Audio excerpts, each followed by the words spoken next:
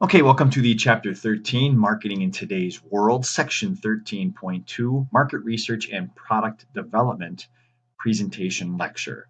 This is the second half of the Chapter 13 notes, so make sure you have those with you so you can get those completed and filled out as we finish up Chapter 13. Key concepts in this section are going to be to understand what marketing research is, as well as the 7 steps of product development, which we have already covered and touched upon in the previous unit. All right, so marketing research. What is market research? Market research helps businesses make decisions. Market research is going to be a tactic that is used to determine what the consumer wants, therefore allowing businesses and organizations to provide a product that consumers want or need. This is the gathering and analysis of information on the size, location, and makeup of a particular market in order to help determine what type of sales we will have and if that product, when it is sold in that market, will be a successful product. Now, another thing that needs to be executed here is something that's called the marketing concept. Marketing concepts, it helps companies to produce and market products and services that attract customers.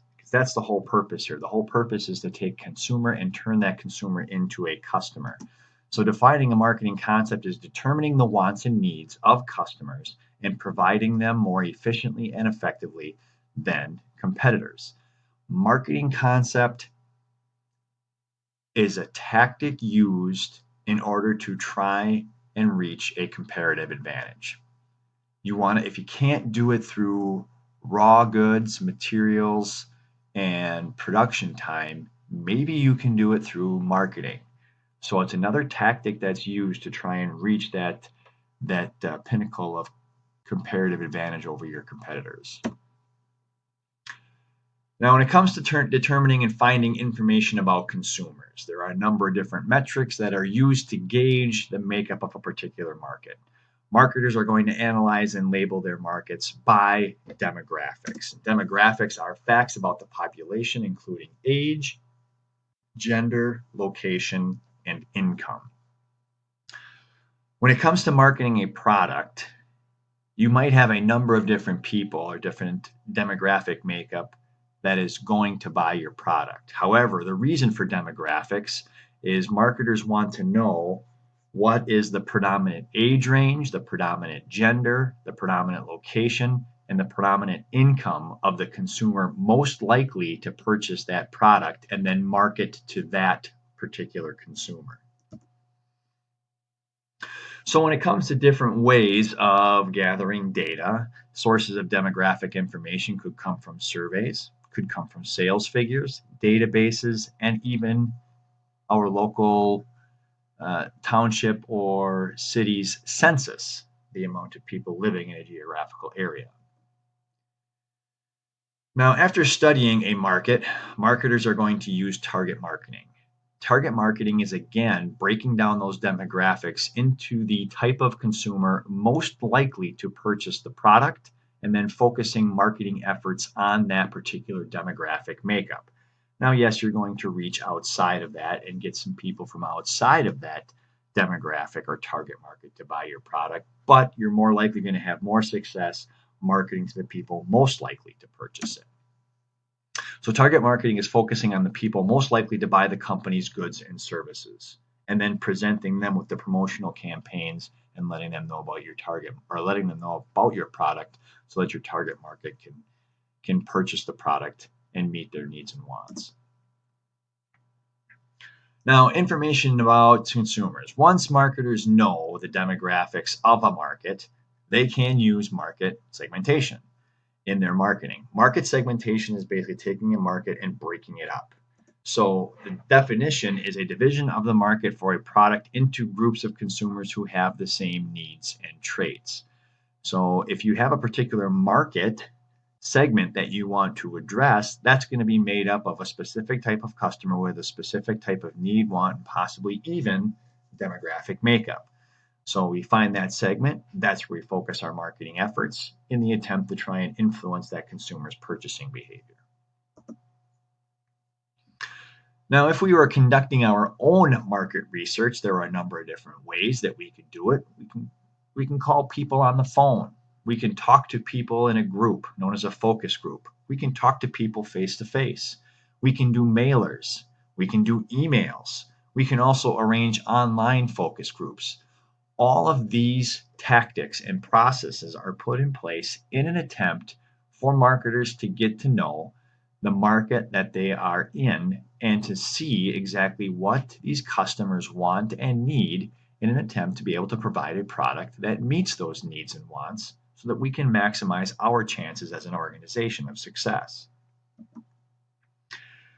When it comes to product development, there are 7 steps. We touched upon these in the last unit, and it was a question on our last exam.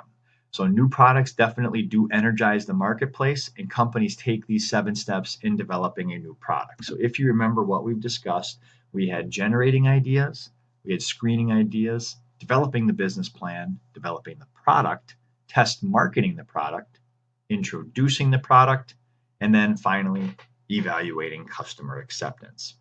So when it comes to product development, how does this product development fit into a marketing plan or the attempt of marketing a product to a consumer? Well, first, generating ideas. Workers often get together and they brainstorm. People from a company's development department, marketing research staff, as well as even outside market researchers may be involved. What type of product do we want to make? What type of product are our competitors making? What does our demographic data tell us? What kind of products and trends are out there that seem to be taking hold now? Let's come up with a product that's going to meet those needs and wants and maximize our opportunities for success. Then they have to go on to screening the ideas. Now, depending upon the ideas that are thrown out there, the brainstorming is just an open ideas, basically throwing darts at a dartboard. But now it needs to be screened down further. How do these ideas fit in our company's missions and strategy?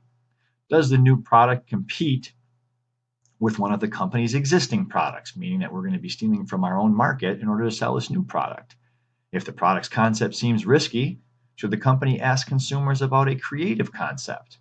These are different questions that are asked and need to be answered in order to screen the ideas that were done in step 1.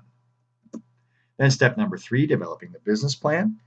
And we know from our discussion in the last unit that the business plan provides a look at market, including estimated sales, costs, profit potential, market trends, and even competing products. The business plan is something that was touched upon back in chapter 1. However, we didn't go into great detail in it because we were going to be touching upon it later. So here's the business plan. It fits into the steps of the product development process and is a very important piece of that. Then we get to step number 5, test marketing the product. This is where we want to try and see in a smaller market try and get a gauge for potentially how successful our product will be at the time of sale. Test market is offering a product in a limited market for a limited time, just to get a gauge. Where are we at? How are we doing? How well can we predict this product possibly selling? Then on to step number 5, continuing step number 5, which is test marketing the product. The goal of test marketing is to collect customers' responses to see if the product is likely to be a success. And if it is, then we expand our marketing and we move forward. If not, we might go back and make product improvements, might make product adjustments, test market it again, and then move forward. But if we know it's not going to be successful based off of our test market, it does no good to move forward. We either scratch the project or we go back and make adjustments. So now we've had a successful test market. Now it's time to launch this baby to our whole market. So now a publicity campaign will be put in place in order to introduce the product. The cost of launching a new product are often high. This is why the test market data is so important. If we're going to put in this type of cost in order to launch a product, we better have a pretty good gauge, or at least a significant gauge, telling us that the product is going to sell successfully. The company has a short time in the market before the competitors start developing similar products. So even if you do have a comparative advantage for a short amount of time, chances are your competitors will catch up. If you're doing something that is successful, it's a copycat world.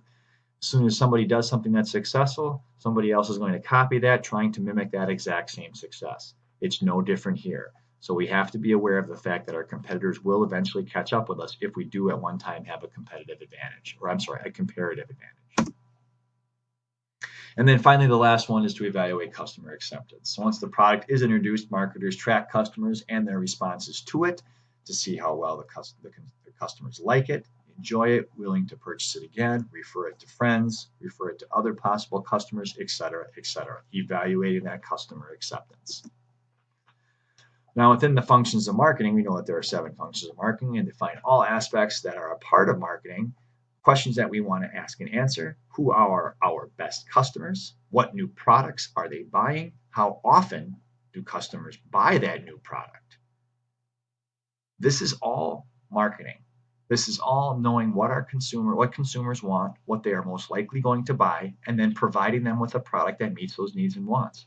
That is all that marketing is. Now, there's a number of different aspects into accomplishing that, but that's all it is if you break it down into its most simplest form. If we take this and put it into a real world scenario, let's say we have a product failure. Okay, so not all products that are test marketed succeed. After Ford introduced the Edsel in 1958, the car failed to meet sales expectations. Marketing experts say Ford did not understand U.S. consumers. Now, the big selling point or product difference between other automobiles was that the Edsel was I believe, maybe I'm wrong on this. I have to go back and look, but I could be wrong. But I might be getting it mixed up with a Corvair. I thought the Edsel was a vehicle that Ford made in which the engine was in the rear and not in the front. Oh, I could be wrong.